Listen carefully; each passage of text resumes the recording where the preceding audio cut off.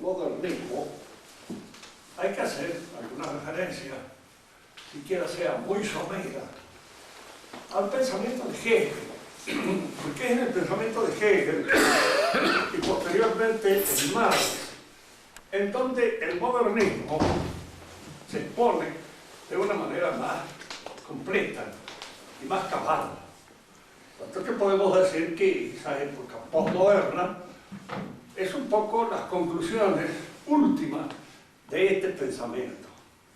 Para que ustedes vean la dificultad que existe a veces en querer exponer el pensamiento de Hegel, le voy a leer 2 párrafos nada más de lo que dice Althusser con respecto a los que interpretan a Hegel.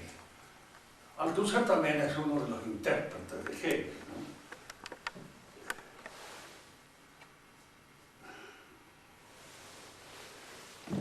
Me di cuenta fácilmente de que los hegelianos franceses, discípulos de Cogero, no habían comprendido nada de Hegel.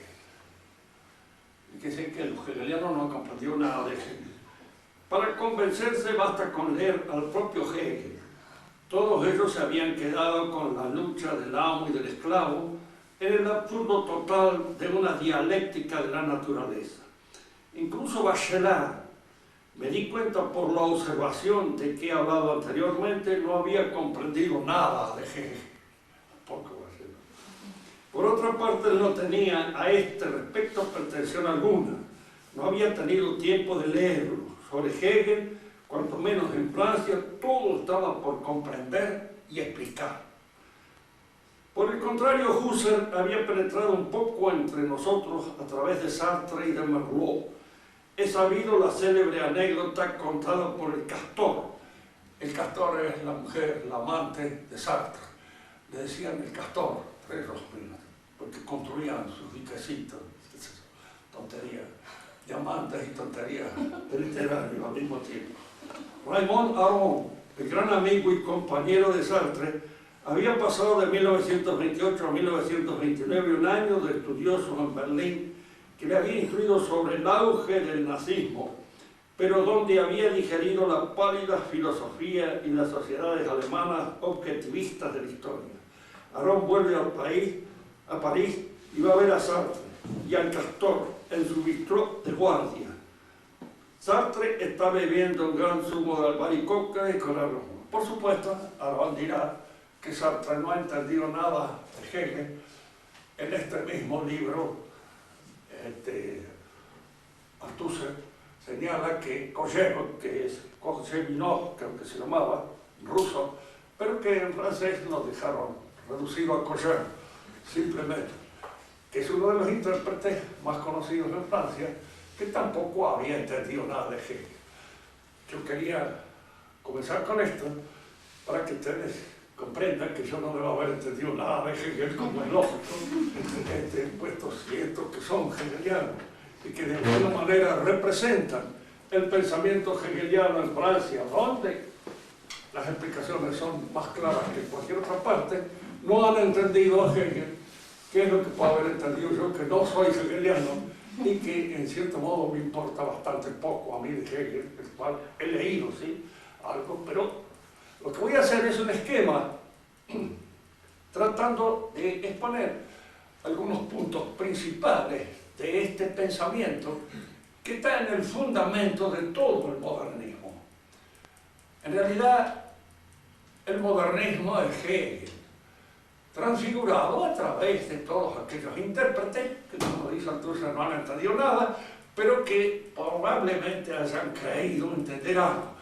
Y en esta creencia de haber entendido algo es donde se juega muchos de los principios tan anfibológicos, tan oscuros, de este pensamiento que ha penetrado en la Iglesia a través de unos cuantos teólogos y a través también del Papa actual, que es en alguna medida dependiente en filosofía del pensamiento modernista. Lo que yo les pido es que ustedes traten de entender bien lo que vamos a decir acá.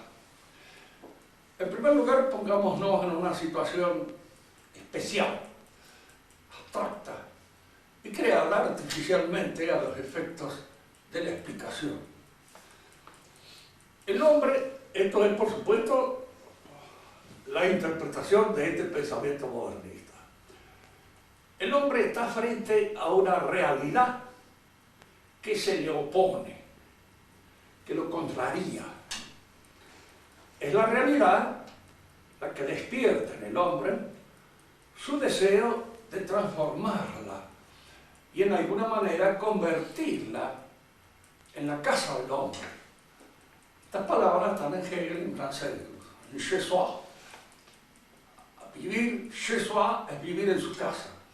Y para vivir en su casa, en el mundo, el hombre tiene indudablemente que transformarlo, que convertirlo en algo propio, humanizado del hombre. Aquí nosotros tenemos entonces la primera diada dialéctica,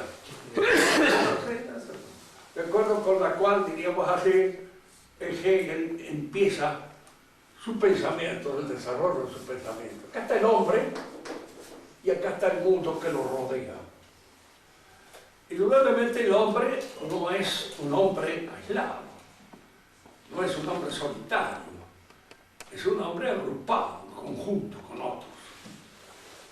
Esta primera contradicción, este hecho de que existe alrededor del hombre lo que no es el hombre, aquello que lo contradice, aquello que se le opone como una figura contraria a su propia humanidad, esto despierta el deseo de obrar sobre el universo, de obrar sobre el mundo para transformarlo, conocerlo y, en este sentido, de conocerlo y transformarlo, dominarlo. El deseo del hombre es entonces dominar el universo. Y aquí tenemos nosotros que el hombre es la afirmación. Esta es la terminología hegeliana. La afirmación y el mundo es la negación. Lo que Marx llamará la tesis y la antitesis. Porque Marx es un intérprete de Hegel. Y a mi criterio es un buen intérprete de Hegel y es el que lo permite en alguna medida entender algo de lo que Hegel ha querido decir. Porque el pensamiento de Marx en este sentido es mucho más claro, más preciso en su exposición que el pensamiento de Hegel. El mundo es la antítesis del hombre, lo que se le opone. Y aquí nosotros nos encontramos frente a la primera diada dialéctica. La tesis es el hombre y la antítesis el mundo. No hombre, lo otro que el hombre, lo que se le opone al hombre. Fíjese que Hegel insiste que en esta antítesis lo esencial, lo fundamental, es el conocimiento que el hombre tiene del mundo. Marx, corrigiéndolo, poniéndolo, como él dice, con los pies para abajo y la cabeza para arriba, dice que no, que lo esencial, lo primero, lo que en alguna medida constituye lo propio del hombre, no es tanto el conocimiento como la acción, la actuación sobre el universo. Y que el conocimiento es, en alguna medida, un resultado de esa actuación. No vamos a seguir en esta crítica, vamos a entrar, en primer lugar, en lo que el mismo Hegel propone. Es decir, lo primero es conocer el universo. Y yo creo que en ese sentido tiene razón Hegel, su filosofía. Es decir, no hay posibilidad de acción ninguna sin un conocimiento previo sobre el universo. La acción o el trabajo sobre el universo se destaca cuando uno ha comprendido qué es lo que se puede hacer. Y para comprender qué es lo que se puede hacer, debo entender eso que me rodea. Supónganse ustedes que nos encontramos con los primeros hombres, con el primer grupo humano, frente a un desierto. En ese desierto hay algunas cosas que permiten la creación del hombre. Hay tierra, hay agua. El hombre conoce entonces el valor de la tierra, el valor que tiene el agua para hacer brotar de la tierra aquellas cosas que él necesita, y esto es un conocimiento previo a su acción transformadora sobre el mundo. Y esta acción transformadora del hombre sobre el universo va creando la síntesis. Es decir, lo que Hegel llama la negación de la negación. Primero hay una negación, el hombre es una afirmación, y entonces el conocimiento que el hombre tiene sobre el universo o sobre el mundo es la síntesis de esa actuación. Fíjense que acá es curioso advertir. El hombre es, si se quieren ustedes, un espíritu subjetivo. La naturaleza es la materia, lo contrario del espíritu, lo que en alguna medida desafía la actuación del espíritu. El espíritu va a actuar sobre la naturaleza. Y esto que aparece acá arriba, la síntesis, el conocimiento que el hombre tiene de esa realidad, y al mismo tiempo su actitud transformadora, porque el hombre hace, por ejemplo, tomemos el ejemplo bien sencillo y modesto con el que hemos empezado. Frente a ese desierto, el hombre conoce y de alguna manera estudia las condiciones de la tierra.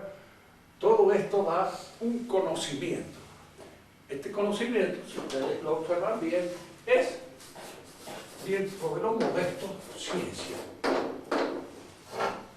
El hombre tiene ciencia, saber de la realidad. Y Hegel acentúa este aspecto de la actividad humana. Por eso Marx dirá en muchas oportunidades que para Hegel lo fundamental es la idea, el Begriff, además, el concepto. Es decir, aquella cosa que surge como una conclusión de esta actuación del hombre sobre el mundo, en el cual aparece o emerge, en primer lugar, la ciencia. ¿Se entiende esto hasta ahora? ¿Está entendiendo bien? Surge la ciencia. ¿La ciencia qué es? Es espíritu también. Al fin de cuentas es el espíritu. Y es espíritu que nace de este contacto dialéctico del hombre con la realidad.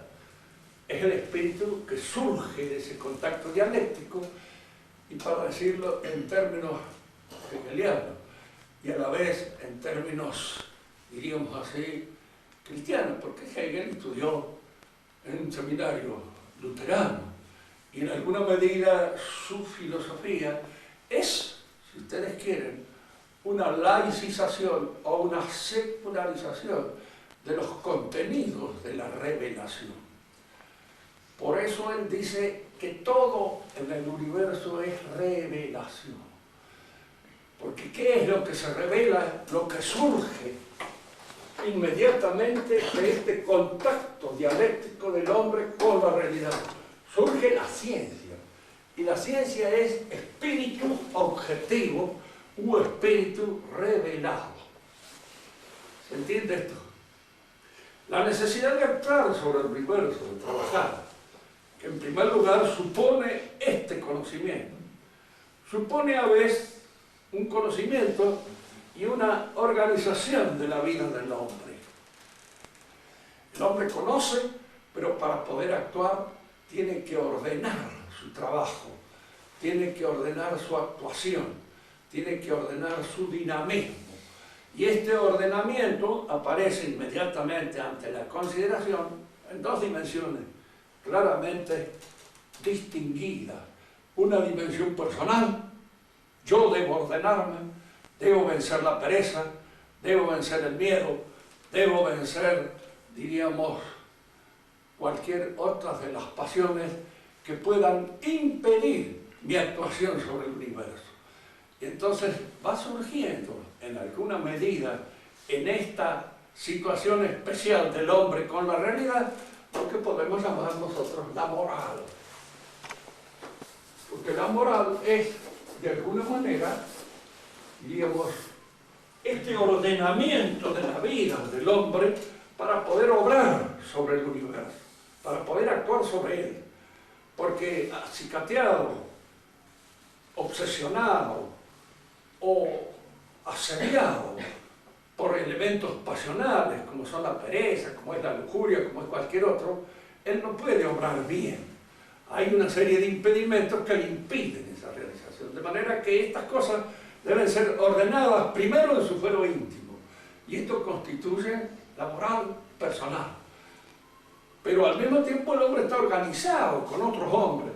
Entra en contacto con otros para poder actuar. No actúa solo. Y así como no conoce solo, no obra solo.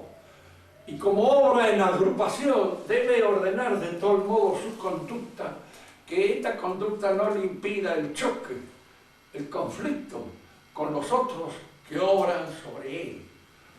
Los otros actúan con él, y este actuar junto con él supone que entre ellos se establece una relación de derecho, una relación en la cual se tenga en cuenta los elementos de la justicia. No se olviden nunca que la justicia nace del orden social y nace de alguna manera como una posibilidad de obrar en conjunto. Si yo no le reconozco a este su derecho, yo no puedo actuar bien con él, voy a entrar en conflictos con él, y al entrar en conflictos con él voy a provocar un desmedro en mi actividad sobre la realidad. Debo tener en cuenta todas estas relaciones, todos estos condicionamientos, para crear, diríamos, las normas o las normas del derecho que en alguna medida obran en el conjunto que actúa a su vez sobre el orden social. Y entonces surge la ciencia, la moral, el derecho. Y fíjese que esta ciencia, moral, derecho, son nacimientos, son revelaciones del espíritu. Porque no son revelaciones del espíritu subjetivo, ni son tampoco una revelación que se produzca así sin nada de la realidad informe y material. Nacen de mi contacto cognoscitivo y transformador de la realidad. Y de este contacto que tengo yo con la realidad en conjunto con los demás hombres, van surgiendo todas estas relaciones y todas estas verdades de carácter espiritual, constituyendo lo que se llama el espíritu objetivo de una cultura, de una civilización. Porque estamos hablando de esta cultura o de esta civilización que el hombre realiza sobre la realidad y como repercusión necesaria sobre sí mismo. Hay una cosa de marcha clara bien esto, cuando él dice que el hombre, según el trabajo que realiza en la realidad, esta transformación que ejerce sobre la realidad, la ejerce sobre él. Y da, por ejemplo, una explicación. Una cosa es el hombre que cuida al ganado y otra cosa es el chacarero, el que cultiva la tierra. ¿Qué diferencia hay? ¿Cuál es la diferencia? Está provocada por el trabajo que realiza sobre la realidad. En primer lugar, el pastor tiene una forma especial de relacionarse con la realidad que es distinta a aquella que tiene el chacarero en su relación con la realidad. De manera que este contacto dialéctico con la realidad, dialéctico porque hay aquí un conocimiento y al mismo tiempo una acción que es provocada por el conocimiento. El conocimiento provoca esa acción. Entonces, de este contacto transformador sobre la realidad van surgiendo todos estos elementos constitutivos del espíritu objetivo. No solamente hay esto, porque el hombre al actuar sobre la realidad, al transformar la realidad, crea también la técnica, la economía, el arte y la política.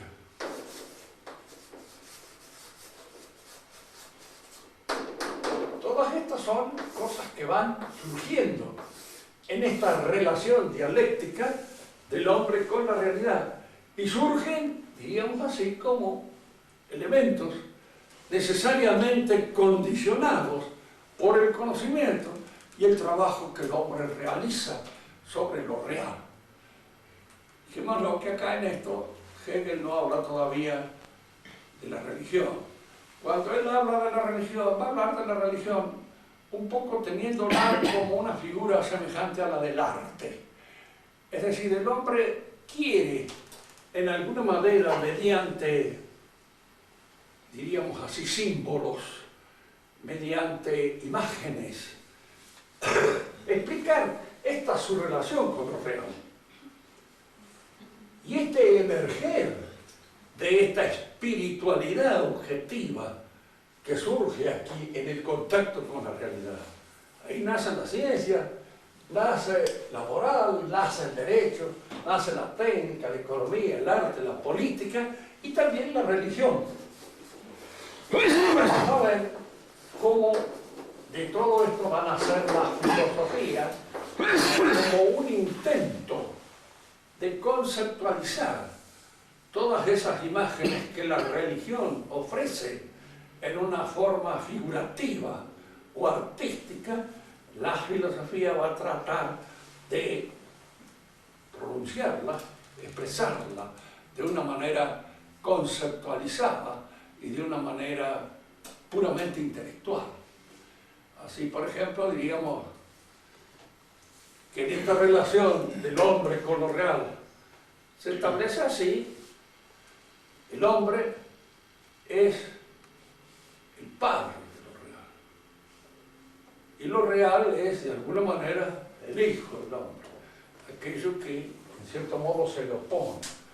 Y la síntesis es de que padre e hijo son una sola cosa, el espíritu, que surge, que brota, que nace, que se impone y que está produciéndose en cada etapa de esta relación del hombre con la realidad en una forma de la ciencia, de la moral, del derecho, de la técnica, de la economía, el arte, la política y la religión. El hombre, al mejorar sobre la realidad, va surgiendo esta espiritualidad. Esta espiritualidad es, diríamos así, la razón del hombre que expone la realidad. ¿Qué es eso? Diré un banco para sentarse. Es eso nomás, un banco para sentarse, sí. En ese concepto de banco o de útil para sentarse, está expuesto el ser de ese hombre. Es eso. Todo lo real es racional y todo lo racional es real.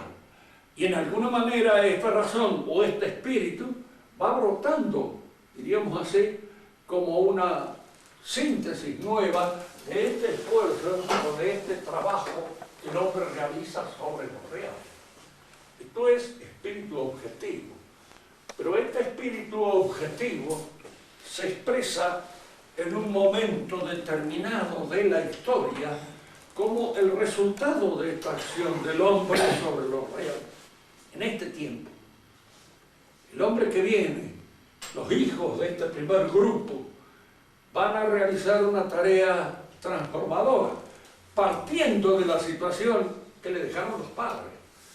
Es decir, heredan una ciencia, heredan una moral, heredan un derecho, heredan un arte, heredan una religión, heredan todos estos elementos constitutivos del espíritu objetivo y a partir de eso obran ahora transformadoramente sobre la realidad y esto se va transformando junto con ese trabajo que realizan sobre lo real.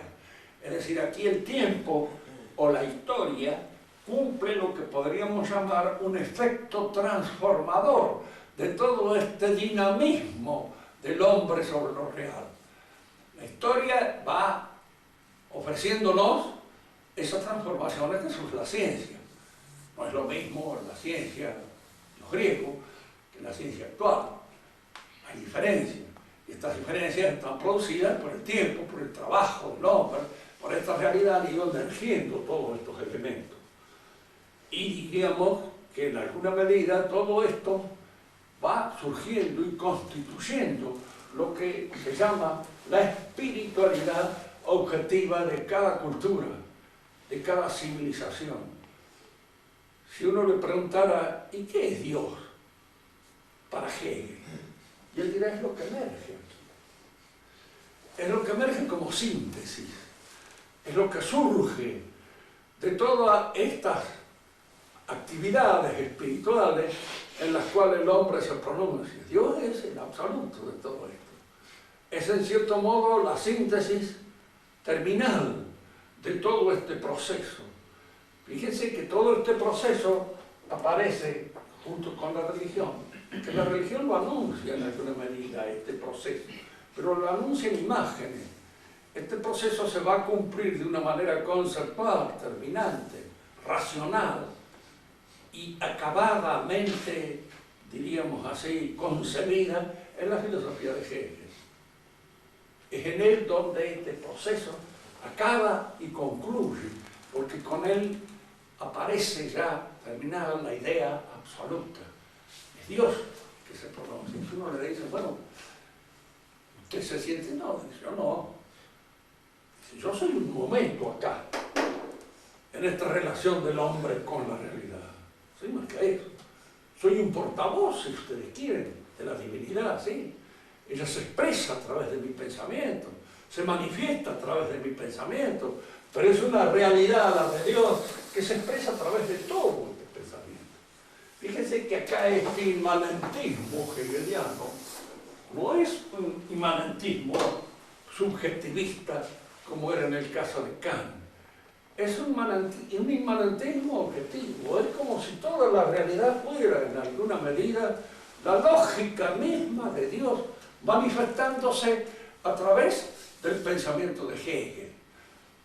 Y la pregunta otra vez vuelve a surgir, pero ¿por qué Hegel se cree de alguna manera el portavoz de la divinidad? Bueno, hay muchas cosas históricas que se presentan en la época de él, en la época en que él aparece y que se conjugan para que precisamente sea en Alemania un pensador alemán de origen protestante el que tiene esta posibilidad de explicitar de una manera cabal y terminante el pensamiento último de Dios. Es decir, expresar esta idea del universo tal como se manifiesta y se revela a través del pensamiento de Hegel. Esta es la revelación acabada o la revelación completa. Fíjense que acá hay algunas cosas que después Marx va a criticar, y con justa razón, ¿no? En primer lugar, acá, toda esta concepción del universo que nos expone Hegel en su pensamiento, está dada en el pensamiento de Hegel, de un profesor,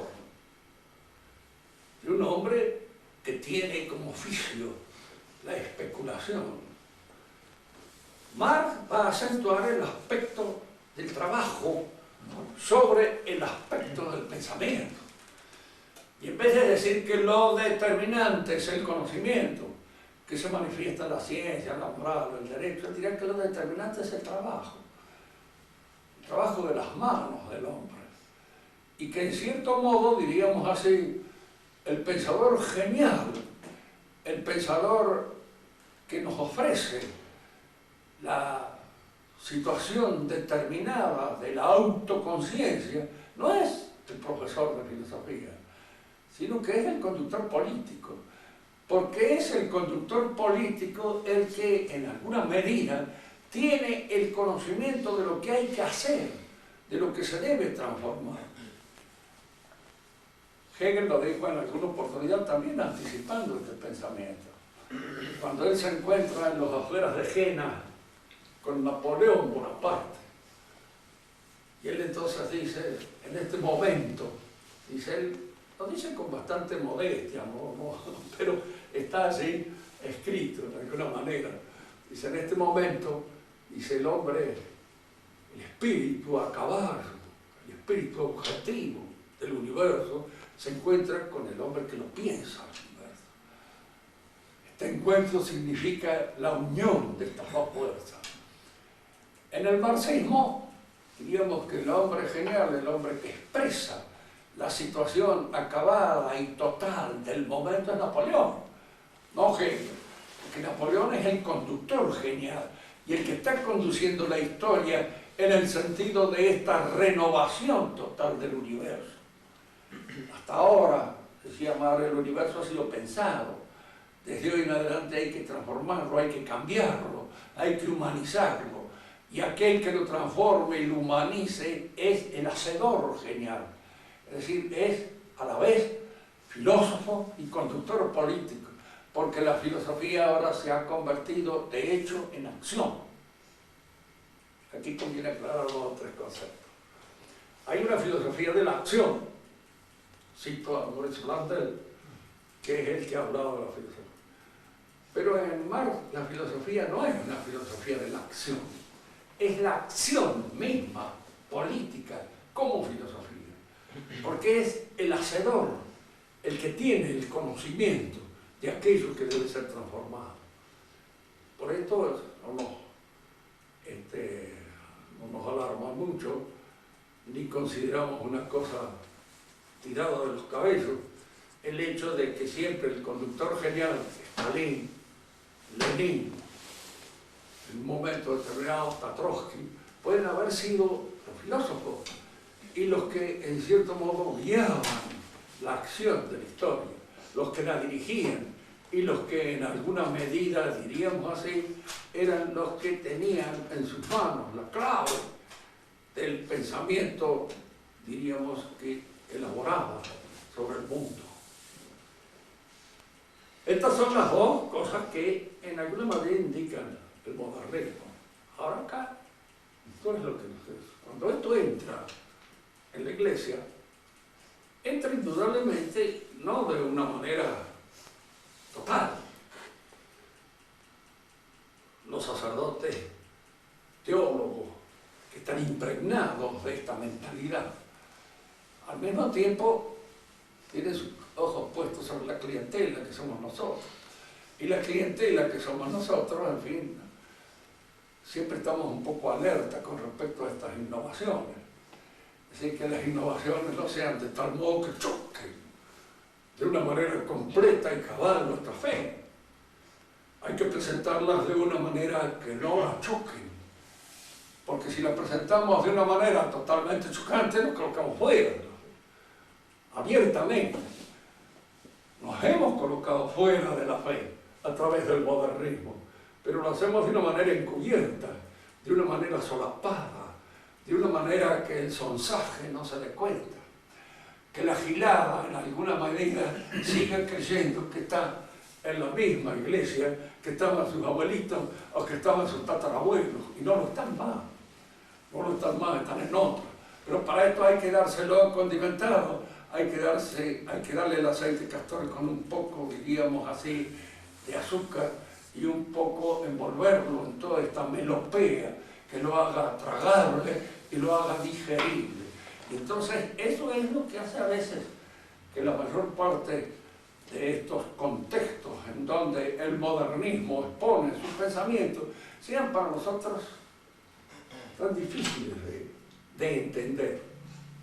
Fíjense, esto es un poco para poner un poco de optimismo en este sentido, ¿no?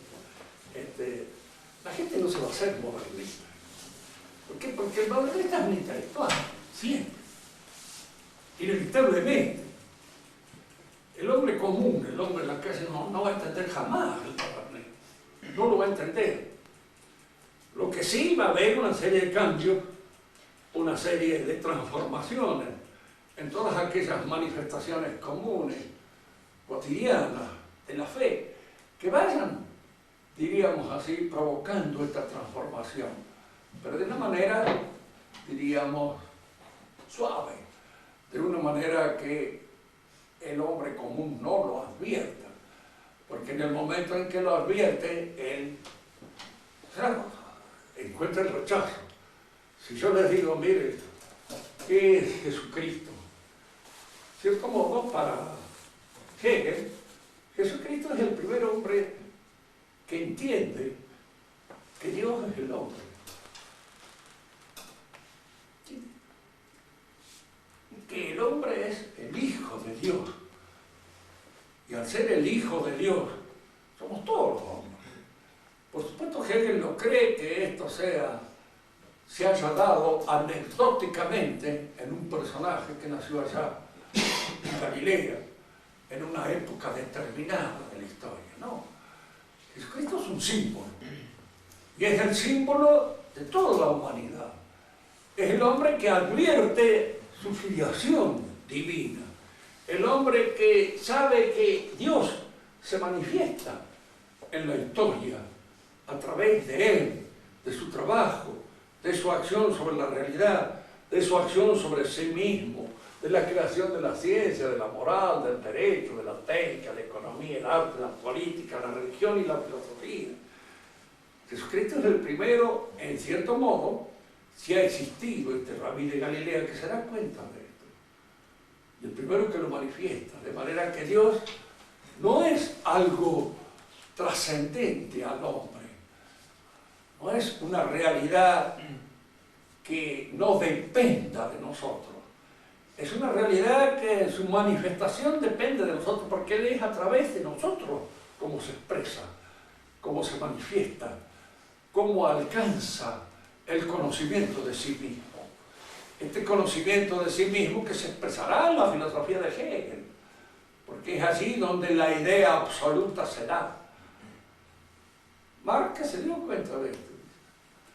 El Dios de Hegel tiene un pequeño inconveniente, no existe. Porque independientemente de nosotros, no existe. Entonces llega a esta conclusión que me parece perfecta, lógica.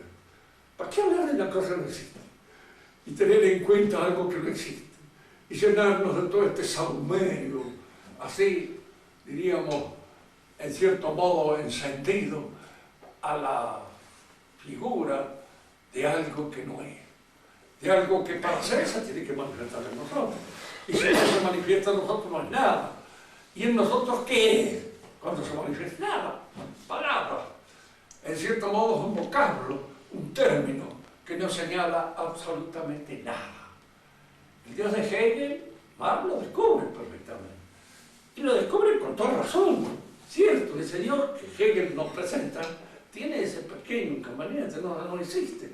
Independientemente de nosotros no existe. Y si no existe independientemente de nosotros, algo que se revela, algo que se manifiesta así, en la imaginación. No de forma contundente y clara, sino a través de nuestra fantasía. Entonces es como si no existiera. Fíjense que cuando el modernismo entra, indudablemente en la Iglesia, todas las cosas de la fe empiezan a ser modificadas. Si ustedes leen, yo no se los recomiendo, pero por ahí algunos que tienen la intención de leerlo, los contextos en los cuales el Papa se pronuncia, leanlo alguna vez, porque ustedes se van a dar cuenta de esto. Cuando Él nos acusa a nosotros de estar de alguna manera dependientes de una tradición fijada, inmóvil, que no se mueve, la tradición es movimiento. La tradición es dinamismo, la tradición es viva. ¿Por qué? Porque es esto. Es esto que en cierto modo se manifiesta a través del mundo. La tradición es, si ustedes quieren, eso que se revela a través del movimiento histórico y que en cada paso de la historia cambia y se modifica. Y esto que era tradición para los hebreos que recibieron el mensaje de Cristo, ya para nosotros no es. Nosotros hemos modificado su contenido. Y este contenido que ha sido modificado es un contenido que acaba expresándose, diríamos, en la ciencia moderna, en las ciencias tal cual nosotros en la actualidad la concebimos. Porque toda la historia es una suerte de torrente que avanza y en el cual va cambiando de un momento para otro, y con él van cambiando todos los contenidos de la historia, tanto los de la ciencia como los de la moral, como los del arte, como los de la política, y también van cambiando los contenidos de la religión, en la medida en que esta manifestación, esta expresión, esta revelación se va haciendo más clara en sus contenidos a través de la teología que la expresa, a condición viva en este concepto es precisamente todo este cambio. Y se expresa por este inmanentismo que en alguna medida significa el avance de esta revelación a través del curso mismo de la historia. Yo quería entrar en estas, así ya en las próximas clases hablaremos un poco más del catecismo modernista, tal como en alguna medida lo ha expuesto San Pío X, para advertir cuáles son las características propias de este pensamiento. Pero lo que constituye el fondo es esto. Si ustedes han logrado entender esto, han logrado entender, diríamos así, de qué modo se explican la mayor parte de las contradicciones que actualmente emergen en la Iglesia conciliar. Es decir, es este pensamiento el que está obrando sobre ellos. Y al obrar sobre ellos, indudablemente, está llevándolos a una suerte de concepción, diríamos así, híbrida. ¿Qué es la religión para el pensamiento moderno? Es un sentimiento, es algo que se manifiesta en nuestra interioridad, en relación con ese absoluto que se expresa a través de todas las actividades espirituales. Y que en los musulmanes de una manera, en los judíos se quedó en otra, trunca, en los paganos, en los budistas de otro modo, y en nosotros los cristianos de otro. Pero todas estas son expresiones vivas o expresiones puramente objetivas de una misma situación interior. Es decir, de algo que se va dando en la inmanencia del hombre y que no está fijada en ninguna dogmática determinada. Por eso todas las religiones son equivalentes y puede haber en alguna medida libertad de religión. Y podemos elegir entre esos distintos trajes que nos ofrecen cuál es el que nos acomoda mejor a nuestro tipo humano. El que sueña con tener un buen harem se puede hacer musulmán. Entonces, de esa manera, diríamos así, ver logrado. Se necesita plata, ¿no?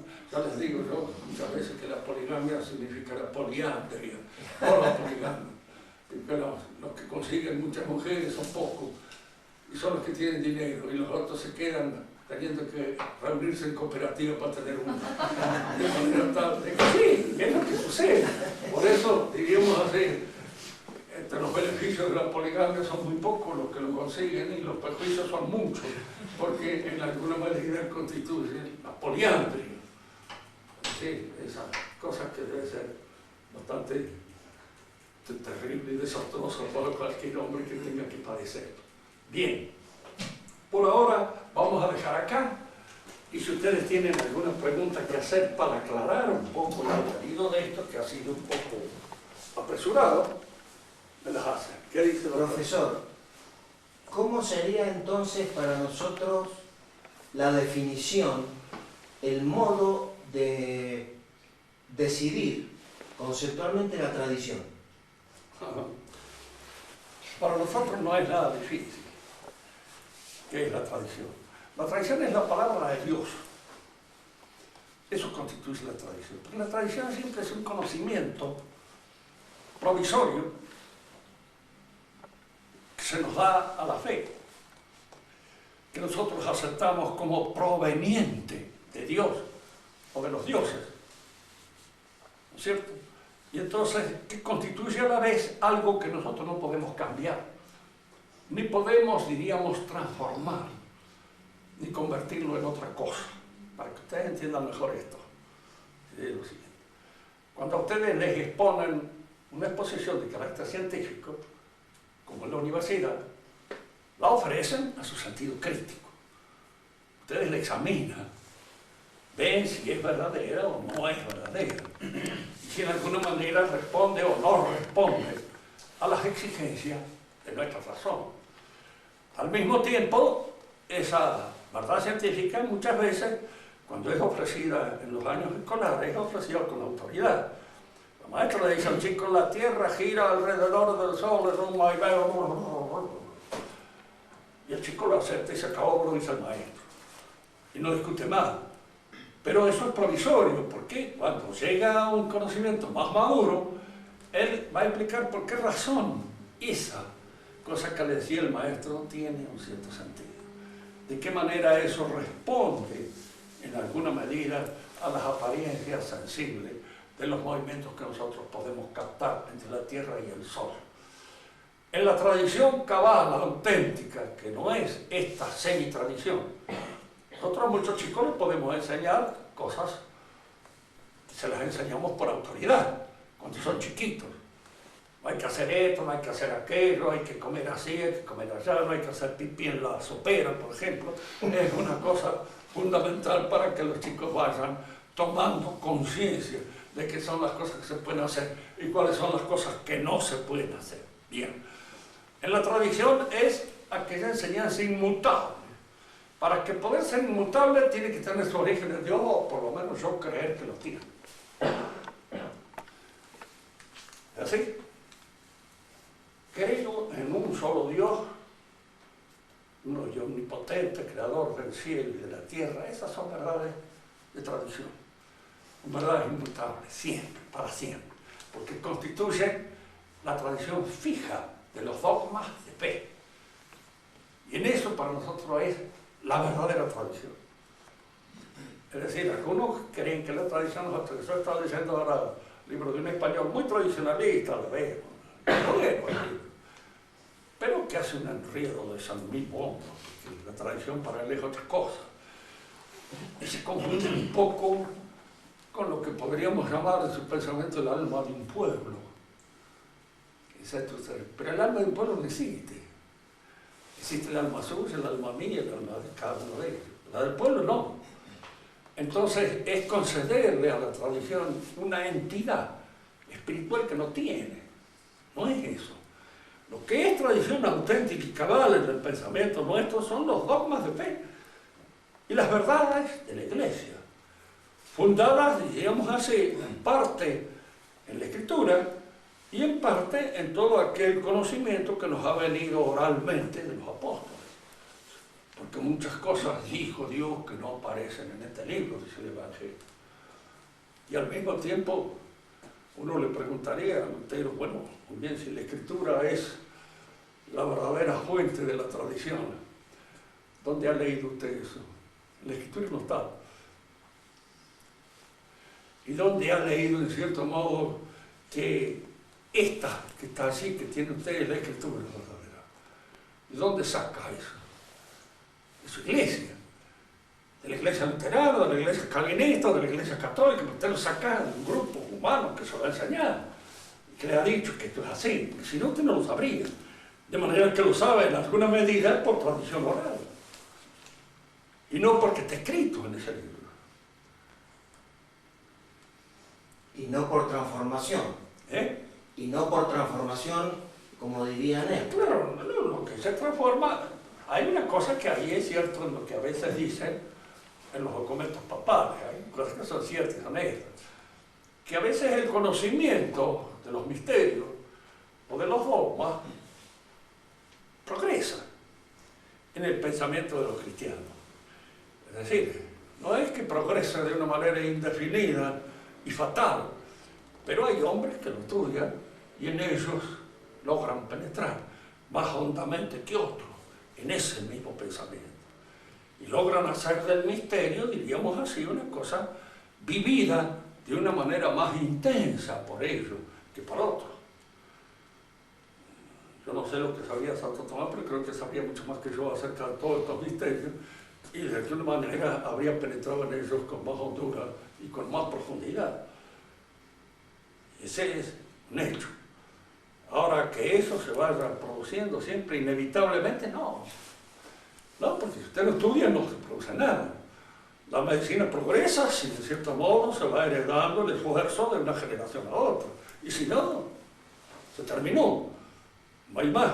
Basta que haya un eslabón de estúpidos en la cadena para que la tradición esa se termine, se acabe. Y un eslabón de estúpidos no es muy difícil conseguir, siempre hay, en cantidad suficiente. ¿Alguna otra pregunta? ¿Qué diferencia hay entre la dialéctica entendida por Aristóteles, por el tradicional y la que da Hegel. ¿Es el mismo sentido de la palabra? No, uno de estos sí y no. Porque normalmente Hegel se inspira muchas veces en Aristóteles. Pero cuando Aristóteles habla de dialéctica, se está refiriendo a un movimiento, a un dinamismo que afecta el discurso humano. Tomemos un ejemplo que lo van a entender mejor. En este pensamiento, uno parte siempre de la negación. La realidad es la negación del hombre y el hombre descubre su propia constitución como oposición a aquello que se le opone, que lo contradice. Y las negaciones, Marx no lo dice mal, porque dentro de la guiada de Engels, el que generalmente se encarga de decir las tonterías es Engels. Marx se cuida un poco de decir, se la deja a su amigo y coadjutor a él. Hay una cosa que dice, por ejemplo, Engels dice, si hay cosas, en realidad, como la nada no existe. ¿Qué es la nada? Es una posición del espíritu, para indicar que allí no está esto, ni aquello, ni lo demás. No se da la nada. Una negación no existe. Una negación es una posición del espíritu humano. Por eso la dialéctica en Aristóteles es una dialéctica que habla pura y exclusivamente del dinamismo de nuestra inteligencia.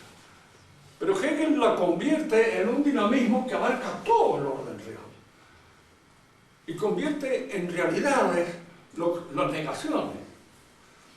Porque tiene que partir de la negación. ¿Cierto? ¿Por qué para Marx es el proletariado el que se va a encargar de traernos la síntesis nueva en esta nueva sociedad que va a venir? Porque es la negación de la humanidad, porque en él se da lo negativo del humano, porque es el hombre negado, es el hombre que ha sido, diríamos así, despojado de su humanidad. Y al ser despojado de su humanidad es el que está ahora en condiciones de... Esos son pasos dialécticos que se transforman en la realidad de lo... Hay una confusión de lo óntico con lo lógico. Y fíjese que no es difícil a veces confundir lo óntico, real, con lo lógico, con lo que es propio de la cabeza. Como es fácil confundir el ente real con un ente de razón, un ente matemático. Cuando nosotros estamos todos los días cansados de oír decir por ahí, el pueblo piensa que esto, el pueblo piensa un pito. Pensamos en nosotros. Cada uno de nosotros, ¿qué piensa este? ¿Qué piensa el otro? ¿Qué piensa aquel? El pueblo no, porque no hay una inteligencia del pueblo. Hay la inteligencia individual de cada uno de nosotros. La voluntad del pueblo se expresó, y nosotros sabemos que una elección se amaña más o menos y se hace que el sonsaje vote tal o cual cosa y que se nos van a votar. Y de ahí sacamos que el pueblo tiene voluntad. No tiene voluntad, como no tiene inteligencia. No porque sea el pueblo, sino porque los que tenemos voluntad somos cada uno de nosotros, que somos los constituyentes, en cierto modo, del pueblo. Pero estas gentes de razón se convierten de repente en entidades fantasmales y que ocupan un lugar a veces demasiado absurdo en el pensamiento humano. Luis XVI estaba condenado por la historia. No, condenado, negado, sultano, y está perfectamente determinado quiénes lo condenaron. La historia no intervino para nada. Porque la historia es una entidad puramente de razón, no condena a nadie. El historiador sí puede haber condenar a este o condenar al otro. Dante metía en el infierno a cuántos tipos no le gustaba.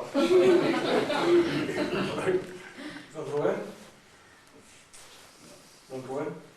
La crítica de Kierkegaard. ¿Cómo? La crítica de Kierkegaard al sistema de Hegel, Sí. ¿pasa por ahí? Sí, sí. Bueno, la crítica que le hace Kierkegaard a él es esto. Si yo soy en el pensamiento de Hegel, ¿cierto? porque a fin de cuentas todo esto está envuelto y se manifiesta y se expresa en esta cosmología inmensa que Hegel aporta. Entonces cada uno de nosotros vivimos en este pensamiento, somos parte de este pensamiento. Y él dice, pues yo no tengo conciencia de ser parte del pensamiento de Hegel. Yo no soy como un paraguas que Hegel ha dejado colgado, diríamos así, en el perchero, y ahora yo necesito vivir con mi existencia, en parte. Soy un hombre que existe. Y el hombre que existe por mi cuenta tiene, en alguna medida, una autonomía que esta forma de concebir la realidad me la quitaría completamente. No sería nada más que un elemento más dentro de esta cosmogénesis hegeliana. Él, bueno, diríamos, tomaba fuerza por el retorno a una autenticidad del pensamiento autónomo particular. Es decir, distinguir bien. Yo puedo conocer muy bien a una persona. Lo puedo conocer al doctor Di Bari, pero el doctor Di Bari no está en mi conocimiento. Mi conocimiento no es el doctor Di Bari. Él es una cosa y mi conocimiento es otra. Entonces, hay allí una realidad existencial que escapa a la conceptualización, que es el individuo como tal. Y ese individuo como tal es, diríamos así, una entidad autónoma que tiene su naturaleza y a la cual hay que concederle su dignidad y que no entra en ninguna concepción sistemática de ningún sistema humano. ¿Puedo ser algo en el pensamiento de Dios? Sí. Me doy cuenta que sí, también. ¿Qué soy en el pensamiento de Dios? Eso no lo sé. El mismo Kierkegaard tampoco lo sabía. No sabemos ninguno de nosotros. Diríamos, Dios no puede hacer una nota inútil en su poema del universo. Algo ha querido decir conmigo. ¿Qué es lo que ha querido decir? Yo no lo sé.